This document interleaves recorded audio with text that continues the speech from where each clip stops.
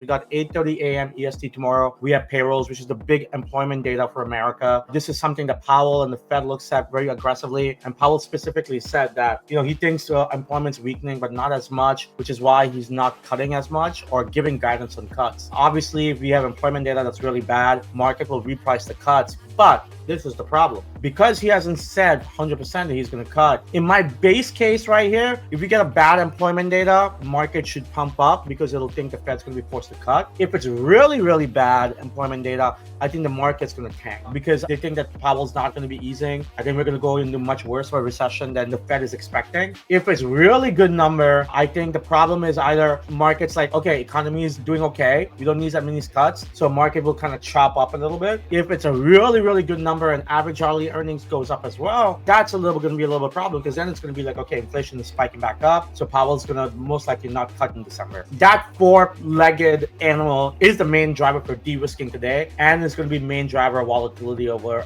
tomorrow for sure over the next little while. So I think we need to be very careful with positioning here.